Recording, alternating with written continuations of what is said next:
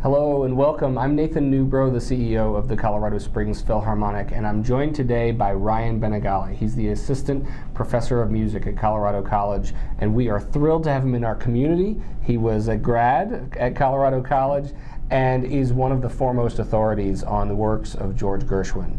And so we're here to talk about Rhapsody in Blue. Rhapsody in Blue. But yeah. let's start by talking about Gershwin the man. Yeah.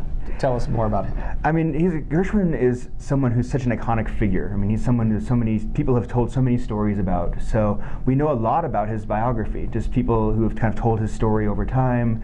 Mm-hmm. His first biographer, Isaac Goldberg, wrote the first biography of Gershwin before he passed away, and there have been countless biographies of Gershwin since then, and there's more in the works. There's another one that will be coming out, not by myself, but by someone else the next year or so. It's going to be the definitive biography of Gershwin, but we know so much about his life. But we haven't done a whole lot of exploration specifically of his music. People tend to think of his music in terms of his life. Mm-hmm. I mean, Rhapsody in Blue is a great example. It's this piece that was composed early in his career. He takes jazz and raises it up to the concert hall. It's kind of like his personal narrative story, right? He was raised in the streets of New York, and he raised himself up to this high level to become the quintessential American composer. So his music maps onto his life story in a really convenient way.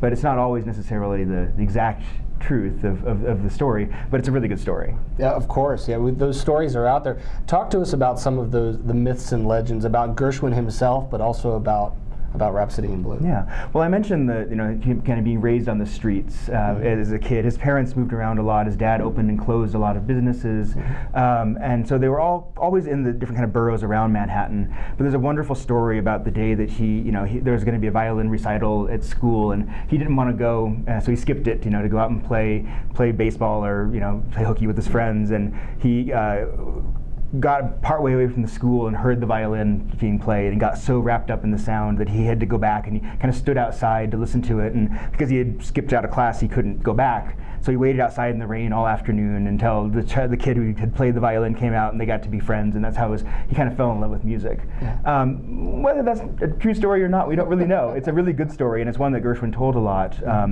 but there is some kind of historical evidence. As a music historian, there's some historical evidence that suggests that maybe that story was created to, again, manufacture this rough and tumble kid who was saved by music. Maybe he was, but maybe he wasn't. Right. Yeah. Right. So this amazing work of music, Rhapsody in Blue. Of course, audiences love it the world over. But talk to us about, as a music historian, talk to us more about this work. Yeah, I mean, Rhapsody in Blue is a piece that almost everybody recognizes, whether they know it as Rhapsody in Blue or they know it as United Airlines theme song. It's something that people know around the world, and as a piece of music, it's got these really wonderful creative origins, and it's really not just Gershwin responsible for its creation. It's Paul Whiteman who commissioned the work. It's the opening clarinet line that was kind of improvised initially to make it that wonderful, glorious swoop instead of the 17-note run that's notated in the scores through today. There's also another person named Ferdy Grofé who was involved in this original performance and original orchestration of Rhapsody in Blue, as well as the symphonic version that you guys will be performing at the concert. Right. So when I think of this work, I think of all the percussive nature of the piece. For every instrument, they're working. The staccato and the percussive nature of the work it kind of runs throughout. Talk to us about his use of rhythms. Yeah, rhythms are, his most famous song probably is I Got Rhythm. So Gershwin loved rhythms, and he's a very active composer and musician in the 1920s, and we've just got the jazz age circulating around him. One of the kind of constant rhythms that we hear throughout Rhapsody in Blue is this kind of chugga-chugga sound, almost like a train taking steam. And that's another part of the piece that has a lot of connection to his personal story. Apparently he came up with the idea for Rhapsody in Blue while on a train, taking the train between New York and Boston, and which he was doing at that time. He was writing another musical in 1924 that he was actually putting his energy and focus into. Rhapsody in Blue was kind of a side project, believe it or not. No. It was a piece that he was not particularly, it was a commission that supposedly he forgot about and found again when his brother reminded him sometime in January, and he wrote it. He did write it very quickly, but I think his priorities were with his bread and butter, with Broadway, with writing musicals. And so he was taking the train up to Boston to do an out-of-town tryout, and apparently that's when the idea for some of these melodies came to him.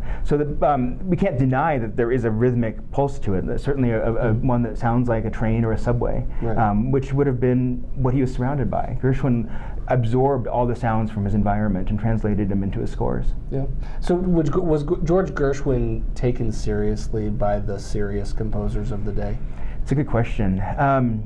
He certainly knew all of them. I mean, Sure. they socialized together, they hung out at parties together, they listened to each other's music. Gershwin went to lots of performances and heard a lot of music in this time, probably more in the later 20s than in the early 20s.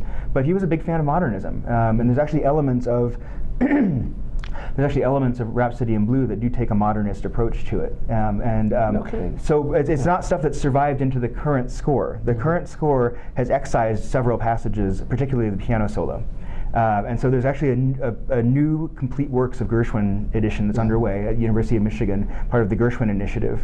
And as part of that, we're editing new, clean scores that will hopefully restore some of this piano solo that's been lost over the time. Outstanding. So maybe we'll hear one of those in our concert hall. Hopefully Point. soon. Okay, yeah. we'll make a note. Yeah. We'll make a note and bring that back. Well, thank you so much, Ryan. Yeah, Dr. my Ryan pleasure. Bañagale from Colorado College. Thank you so much for joining me today, Thank you so talking much. about George Gershwin and sharing this amazing knowledge that you have of this man. If you've enjoyed this and if you'd like to hear more about the Colorado Springs Philharmonic, you can go to our website, csphilharmonic.org. Thanks a lot. Thank you.